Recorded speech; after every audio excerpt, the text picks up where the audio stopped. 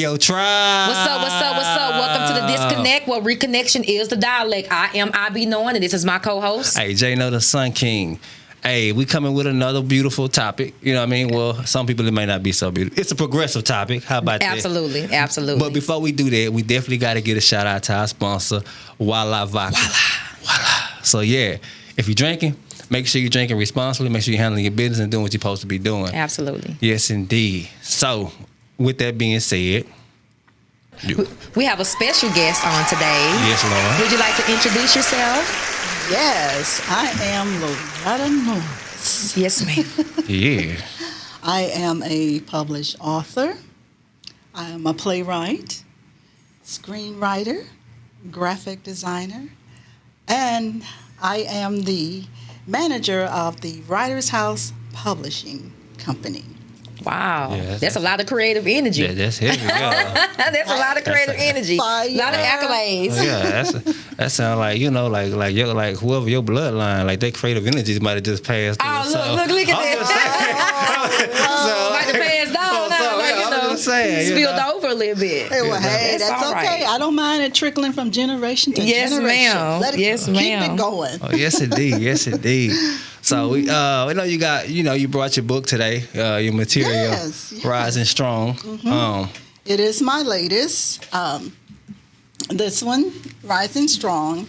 It is a guide to recovering from divorce.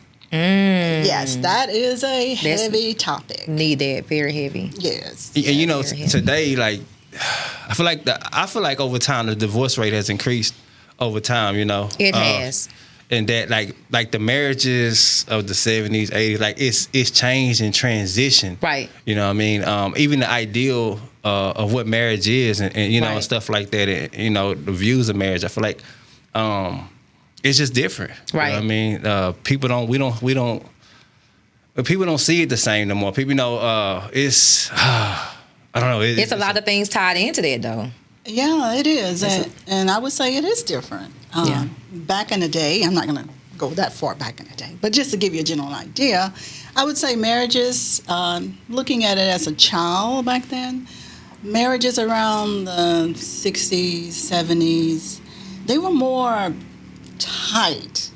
And I think, and this is just my opinion, but back then, black folks was just trying to survive. Yeah.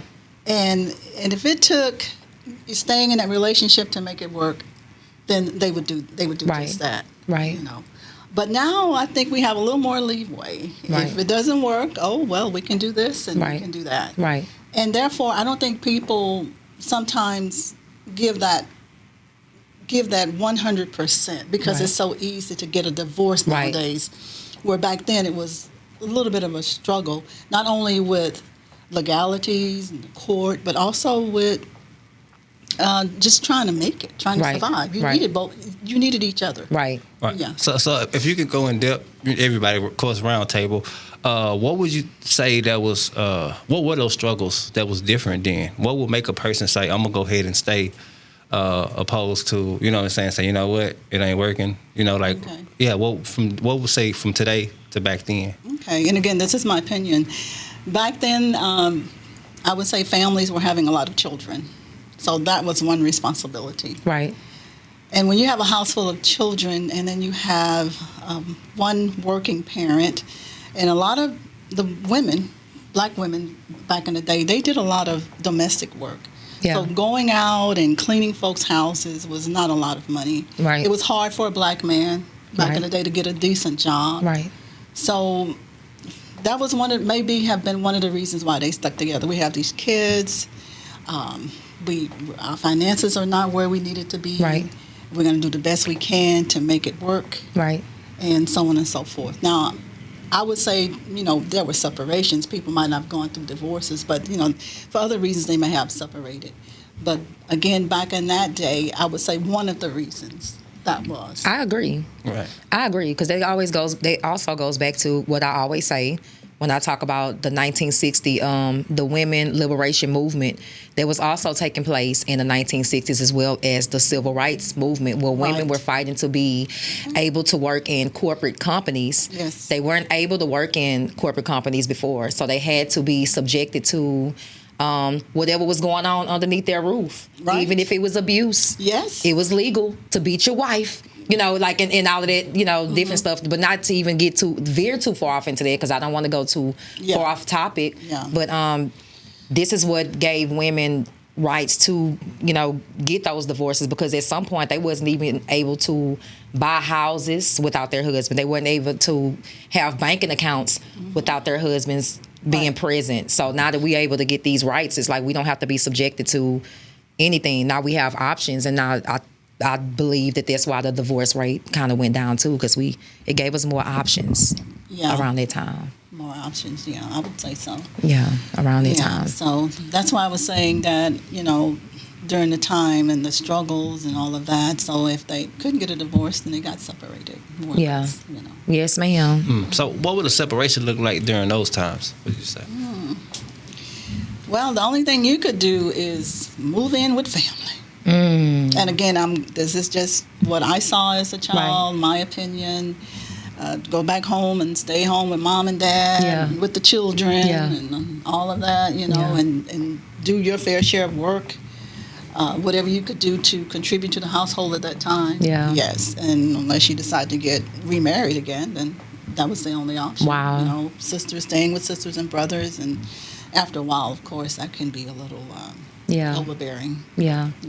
And I can imagine, like, psychologically, going, because even, when you leave your house to go get married off and have your children, you never think to have to go back home, and then you have to be under the rules, mama, you're so used to being grown, you're so used to being in your own place with your children running around, and then your mom is probably older. She probably not used to little children. You got to teach them kids y'all sit down somewhere.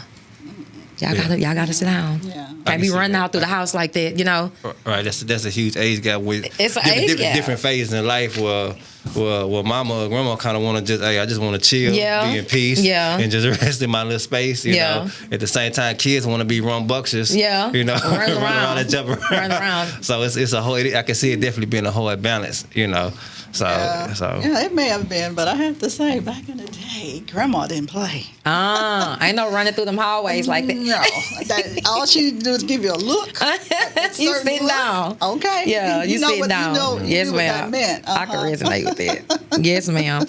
It's always a joy though. Like I think it's good to be able to be around your grandparents and stuff too. That's like the pros of it, to kind of get that good old seasoning, right? That you probably wasn't getting different from generations that generation. Yeah. So, and I would say the difference too, even with the grandma back then, probably kids were more outside more.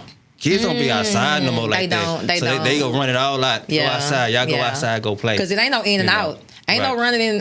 Right. No running in and out. No, and I feel like our generation, the millennials, we're the last generation to really go outside and play, to go ride bikes and to come in when the street lights come on. We were the last generation of that. You know what I mean? And the new generation is everything is everything. It's phones and cell phone and electronics and stuff like that. Yeah. So let's talk about this life after divorce. So getting back into the dating field, how would you say? How comfortable are you with getting out there, or do you feel like you like a baby?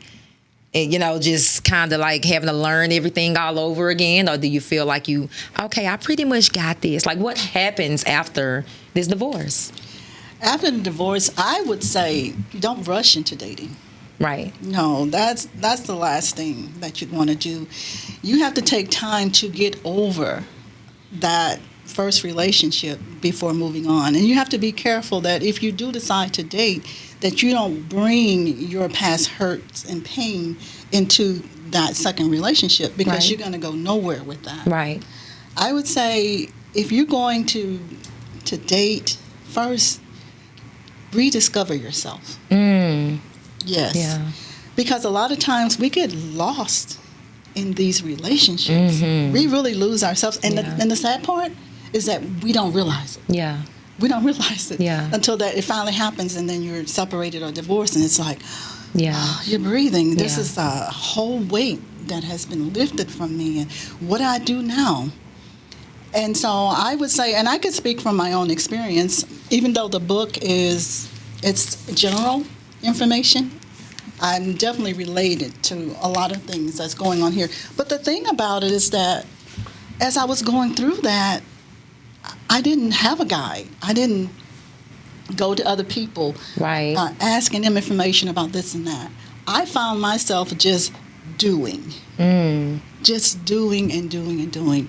And the first thing I did, again, to rediscover myself. Yeah. How do you do that? Yeah. First of all, you start looking at the things that brings you happiness, Yeah. that brings you pleasure, Yeah. your passions, your gifts, your talents, or hobbies, things that you just threw away and put on the shelf. Rediscovering. Yes. Yeah. And you tie yourself into that. Yeah. And that let that be your focus. Right. Because this is you. Yeah. This is who you are. Yeah. And now you're rediscovering yourself. You're getting back into you, and then you remember, this is what I really wanted to do all this time. Yeah. Because I gave myself to my husband, to my children. Oh, yes. I did Speak on it. all the time, and I put myself on the back burner. Yes, ma'am. But now you have opportunity to do that. So Yeah. I would say the first thing before dating, rediscover yourself. The other thing is to heal. Yeah. Take time to heal. Yeah. You have to do that. Yeah. And I say with the healing, it's starting with forgiveness. Yeah. And not only to forgive the person Yeah. that might have created all this pain and suffering and emotional issues, but to forgive yourself. Yeah. For allowing it. Yes. Yeah. Yes. For allowing Yeah. it. Forgive yourself and say, okay, now that's over with. I still have life in me.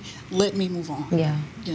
So dating would be The last thing. the last thing. That's That's a lot of work. Because you definitely run into things that's triggering if you do it prematurely. You run into people, they may have these different type of like idiosyncrasies, like certain things that they're doing to kind of trigger you, and they don't even realize it, and you don't even know why you trigger. You just kind of like, this kind of get on my nerves. Right. Exactly. This kind of gets on my nerves a little. And then it could be worse with people that have gone through abusive relationships. Oh, that's so true. And trying to get into another. Yeah. And I would say if you decide to get into another relationship, you got to pay attention to some red flags. Yes, ma'am.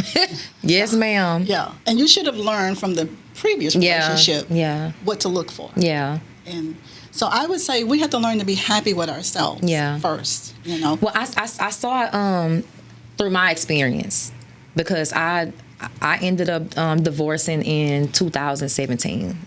And so I saw it through my experiences, like with trying to start back to dating. People are on some new stuff. And it's not the stuff that I was dealing with when it almost made me want to run back into my marriage, actually, because people, it's a difference. And I think we talked about this kind of like off the air when we were talking about the difference between manipulators and shapeshifters. They have people that's manipulators, and they'll manipulate you into thinking that they're a certain kind of way. But then they also have shapeshifters. They have people that know how to shapeshift into people that can really persuade you into thinking that they're really sincere. They really care about your feelings. They really care about and that's not really who they are. But they shapeshift. And even the smartest, intelligent person can sometimes fall victim to some of this, because these people are so good. They went their whole life with manipulating and shape-shifting, and this is actually how they probably woke know up how to study you and too. know how to study you. Right. Even with social media, they could study you before they even approach you, just on social media. So it's just a very dangerous time right now. They prey on the vulnerable. They definitely prey on the vulnerable. Definitely prey on the vulnerable. So, but even talking about that, when you said healing, I like what you said about like rediscovering yourself and healing. That's the difference between having an internal smile and the external smile, right? Because when we put this face on, like we okay, and we walking around like it's external, right? I'm okay. Oh, I'm doing fine. Oh, I'm good. Oh, I'm cool after this, and you putting on this mask, like everything is okay, but deep down inside you really cracking up. Yes, you are. Yes. And Oh, I didn't mean to cut you off. I'm sorry, but No, I was just that's saying, fine. like healing from the inside when you smiling, because I can even see it when you smiling now. The smile is coming from the inside. It's not coming from. It's not external. This is not a person that's just walking around just masking this. It's a difference. And those of us, there's some of us that can see the difference between somebody that's smiling from the inside and somebody that's, have an external smile. Right. Yes, because I would say if this book is not only for people that are, going through a divorce, but even for long-term relationships where they're separating. And the thing that you go through pretty much is a lot of emotional issues. Yes. And I would say, I'm reminded of a situation where I had a friend of mine that had lost his wife. She died, and he was dealing with grief. Mm-hmm. And I told him, I said, well, I understand. I said, I lost someone too, and I'm dealing with grief. The only difference is that this person is still alive. But they had lost, their wife. And I'm telling them, you still grieve. Yeah. When you go through a separation or through a divorce, you go through a grieving period. That's true. And then you go through other things, like you start thinking, right along with trying to file the divorce. Is it something I could have done better? You start pointing to yourself. Did I do something wrong? Yeah. Or maybe this could have gone this way. And we go through these different stages. Yeah. And then we go through the stage of trying. Okay, let's try to make it work. Yeah. Let's do this. Let's do that. And it's still falling apart. Yeah. So you go through anger, and then you go through denial, and then you finally get to that stage, which everything I mentioned is not necessarily in that order, but you finally get to that stage of acceptance. And that's where you begin to find your peace of mind, to really think clearly. You begin to kind of assess everything, and you realize that, okay, this is the end. But in my book, I'm telling you, it is not the end, but it is the beginning of a new chapter in your life. Yes. So, we all end one chapter and start a new chapter in life, through not necessarily with divorce, but there are other areas in our life. Yeah. So it becomes a new chapter. Yeah. Yeah. And you have to be ready to do that. And I mentioned other things that I was doing just naturally before actually doing some research afterwards. I did research afterwards, and then I began to write the book. I said, well, I did this. Oh, I did this. Oh, this was me. Oh, that's where I was going with that. Yeah. And one of the things I mentioned, even though I'm a writer, I mentioned journaling. You'd be amazed that even though you're not a writer, you need to relieve that's on the inside. I thought about it. And if you can't find anybody that you really trust, if you find someone you can trust, and you have to vent. You can't hold that stuff in. Yeah. You gotta let it go. Yeah. And you feel so much better. But if you can't find somebody to do that, start writing it down. Yeah. Create a journal. Yeah. And I would say, dear journal, blah blah blah blah blah blah blah blah. And when I got through writing, you feel better. Yeah. So that's just one way of many that I have in my book. Yeah. Mm-hmm. Yes, ma'am. Yes, ma'am. So I would like to kind of what I feel like I've kind of observed just in life prior to dating, that I feel like we don't get in our society, that we're not taught. It's not a part of our culture. From the time we're like high school to even outside high school, we begin dating. And I feel like that phase is not enough time yet to know yourself. Yeah. You know what I mean? So I feel like before dating, we should really know ourselves. We're given a traditional model of what dating should look like, or what marriage should look like. Yeah. You know what I mean? And then you start finding like everybody doesn't fit that one size fits all. That's true. You know what I mean? So traditionally, we may be what they say, 2.5. 2 kids in the house, picket fence. That's the American dream, dream and family and stuff like that. Well, somebody may just only want one child, Or somebody might not want any kids in their marriage, and they may love to travel, and they just may just want to spend their time going around hiking, whatever it is. You know what I mean? So I feel like we should, or if you're artistic in the art, whatever it is that you're into, that we need to take that time. People should take that time and think about what is it they want, what is it they value. You know what I mean? And then when they go into the dating field, start looking and seeing, hey, do these things match my values? You know what I mean? Opposed to what I was told I'm supposed to have. Do this person have what I'm looking for? You know what I mean? And I feel like that's the key that often goes missing in the, before dating and stuff like that. So and I like to add that is very important what you said, because being like-minded. If you don't, you have this creative person that likes to do this and that, and if the other person is their least interest, then it becomes an issue. But I would say to young people that's dating, whether they're teenagers or young adults, you can look for the things that you just said, but to add to that person's personality it speaks. And I can't say that you would learn a lot about that person in just going on 2 or 3 dates, but let's say you're with them for a year or two. The little things that you see, if you're like 18 or 19 or 16, whatever you date, the little things that you see them do, that's that person's personality already. And an example of it is like, if they're quick to anger, okay, then as you continue the relationship, they're going to continue to be quick to anger, or it could get worse. Right. Or other things that they don't like you said, that maybe they don't want children. They may not express that. Right.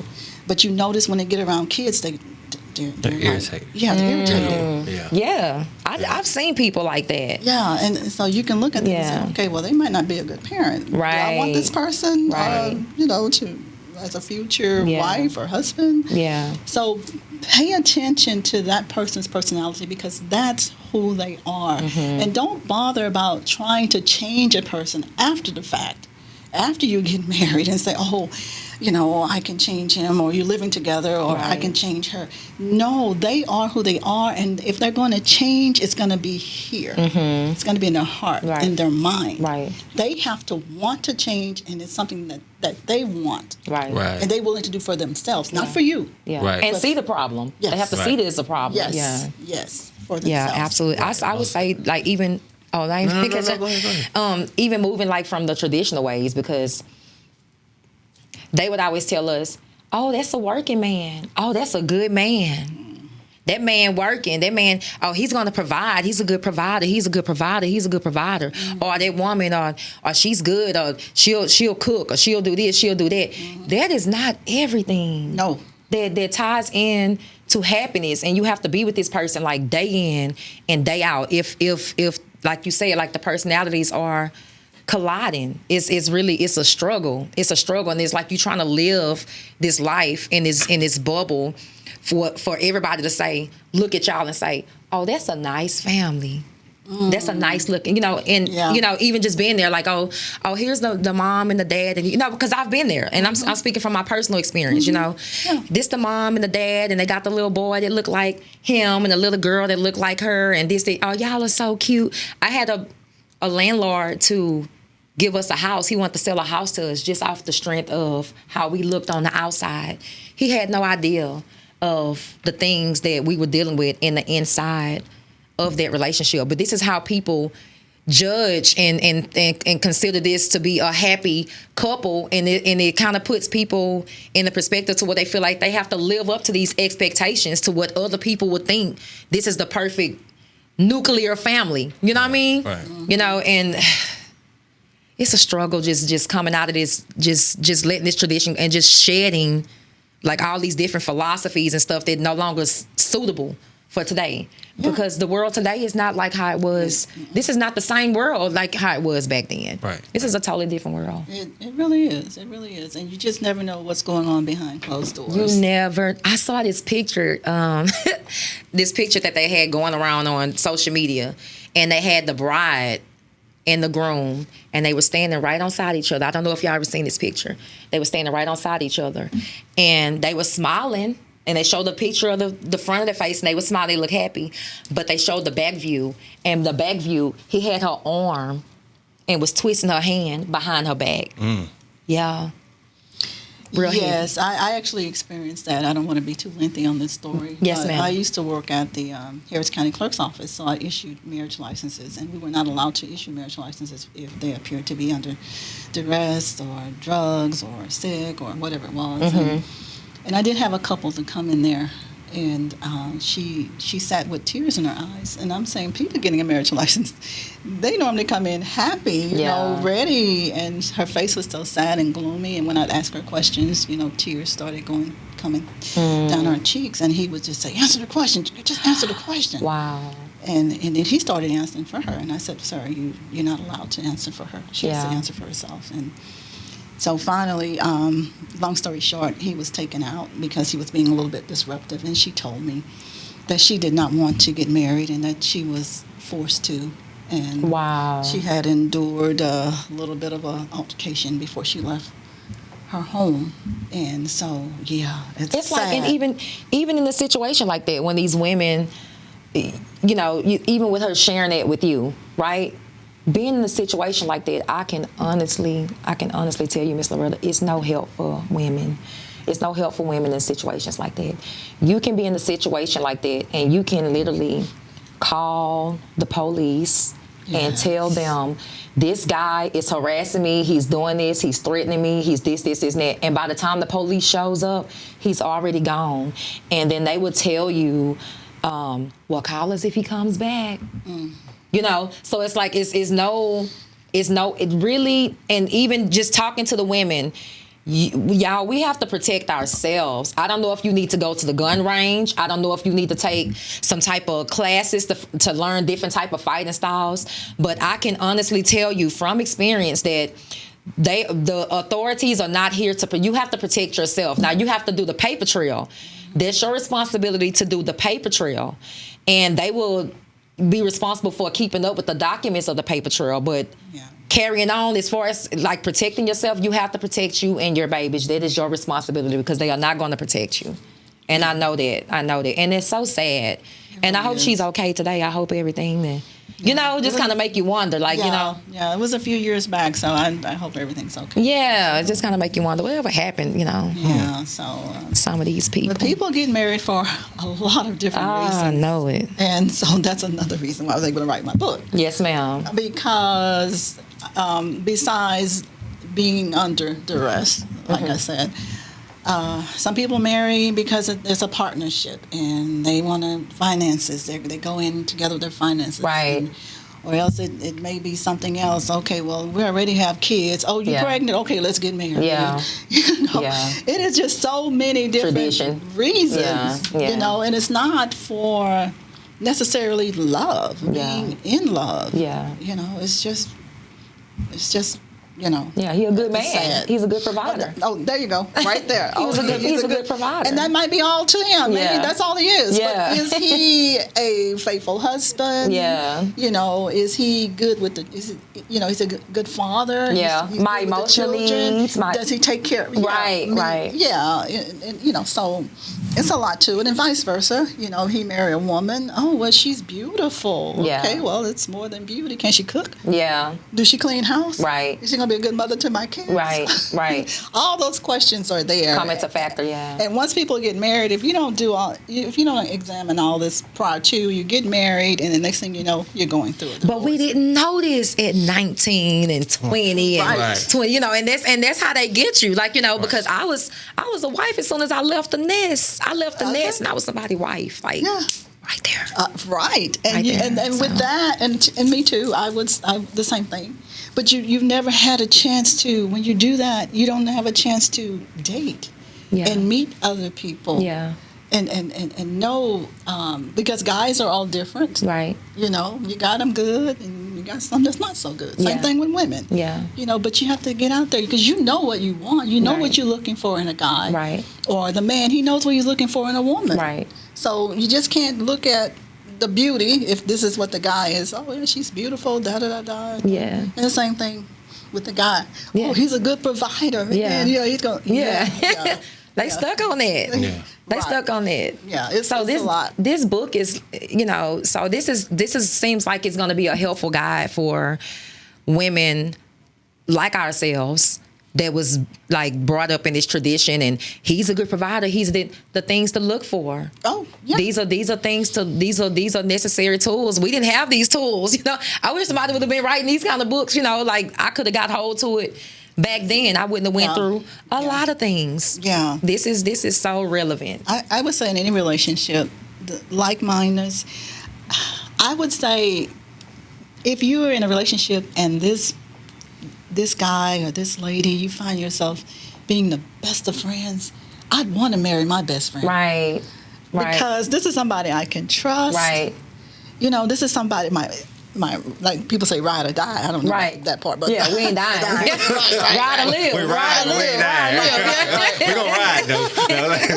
Right. Yeah. But you have that connection as friends, then I would tell anybody, marry your best friend. Yeah, I agree. I agree. I don't see where you can go wrong with that. I think there's a song, who is it, Boyz II Men? I can't remember. How does it go? They talk about... You about to sing us a song, Miss Loretta? No. Yeah, I thought we was about to get, like, okay, Freestyle Friday. Not today. Not today. When I'm on stage. Yes, ma'am. Acting, yes. Yes, ma'am. Yes, ma'am. Yeah, so, but, I would strive for that. And take your time dating. Don't rush into the first date and say, oh, this is it. No. Yeah. So now I can officially say, Mama used to say, take your time, young man. She did say that. She just said it on air. You was the first to hear it. Yes. Take your time, young man. Absolutely. I And love young that. woman. That was right on time. So we like to, as the show is called A Disconnect, we like to bring it to what the disconnect is and where's how we can be connected and reconnected in society. So in your book, or just even in your advice, period, if it's not even in the book, what would you say where we're disconnected and how can we reconnect as society? Well, what does your book bring that value to say, hey, this is how we reconnect? Okay. Well, since my topic is recovering, a guide to recovering from divorce, I would say once you disconnect with that relationship and everything that it entailed, you're going to reconnect with yourself by rediscovering yourself. Yes, so that would be the main thing. You do that, and you're on top of the world. Yes, ma'am. You do that, and you're in charge. You do that, and you have, and take what you've learned from that relationship. You have acquired knowledge, understanding, and wisdom to know better. Yeah. So, disconnecting from that relationship, reconnect with yourself. So I would say Know thyself. this is not a disconnect. This is a reconnect. Hey, it's a reconnect. Love it. Yes. Love it. Yes. Let's get in tune with you. And I'm telling you, you do that. Oh my God, you do that. I mean, that is the best thing that you could do for yourself. Yeah. And it can run deep. I talk about meditation, prayer meditation, taking time. I mean, places that you wanted to go, things that you wanted to do before. This is your time. It's all about you. Yeah. And hopefully, when you start dating, you start to see or find that person that's on the same level, the same page, the same mindset, the same interests. Right. Yeah. That would Is make that it possible? better. Oh, it's possible. Oh, okay. I would say it's very much possible. Yeah. Now, I wouldn't say, go looking. Yeah. And, maybe it's that guy. Yeah. Or maybe it's that guy or that woman. No. Yeah. No. Sometimes things just happen. Yeah. Synchronicity. Yes, ma'am. Yes, ma'am. It happens. That's true. Yes, ma'am. And so just let it go. Don't worry about that. Just date, keep dating, and then that person, I believe, they'll be there. Yes, ma'am. I truly believe, potentially that person and what you manifest and what you attract, so when you find yourself and connect with yourself, that's when everything comes full circle. Yes. So, if you're surrounded with bull in your life, you're going to keep getting, you're in that mind state. That's what you're going to pull towards you. But when you push into yourself and discover yourself, that's what's going to be. Because that's what's in your energy field. You said a lot right That's what's in your energy field. Yeah. You said a lot. Yes. Yes, most definitely. So, so learn how to rediscover yourself. Yes. That's exciting. Learn how to pick up the pieces, because that's what I'm addressing here. Yes. It's not the end of life. So how much are the books? The books are $10. Okay. Oh, that's affordable. Yes. Yes. So definitely.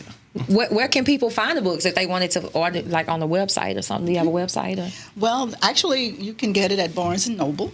Okay. And also on Amazon. Okay. Okay. And so what about, where can they find more information about you and your works and what you're doing? Your social media outlets or anything, anywhere, or just an email address, anything that you got that people can reach out to you. Okay. Yes, I do have an email address. You can contact me at writersHousePublishing@outlook.com. I realize it's a long email, but hey, it'll get you there. writersHousePublishing@outlook.com. Okay. Actually, before we go, we see you got the Writers House Publishing banner and stuff like that. Yeah. You want to give a little insight about that before we, or what is Writers House Publishing like? What all do you what do you do and stuff like that? With Writers House Publishing, I would say that goes a few years back. Again, as I said before, I am a published author. I was doing playwriting before I decided to write my first novel.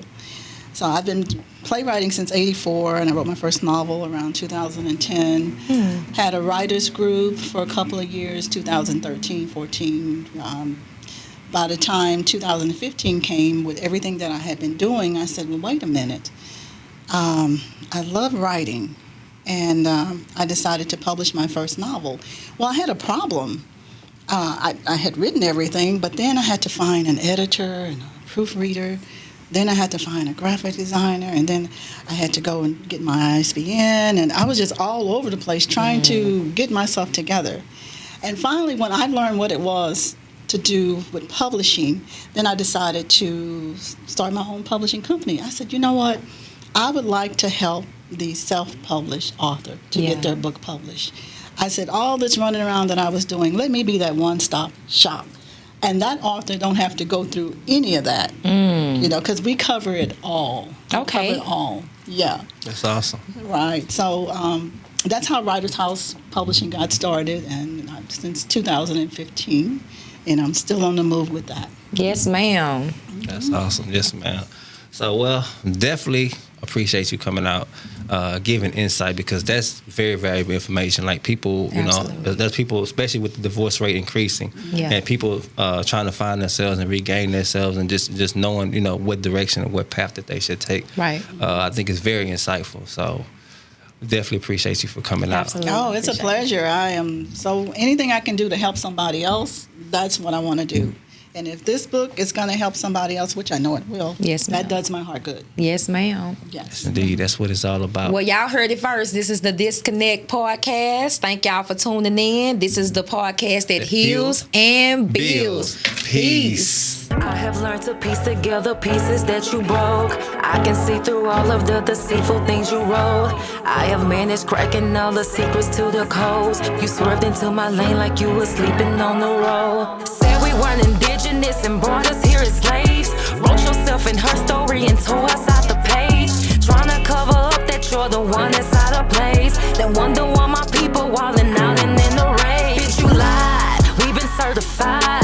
My ancestors own this shit, I know that hurt your pride. I'm witnessing truth and lies unfold before my eyes. Present in the flesh, oh what a time to be alive. Understand that white folks not our only enemies. We got those against us that still look like you and me. Just because you talk that talk don't mean you're fooling me. Cause I don't need a savior long as I stay true to me.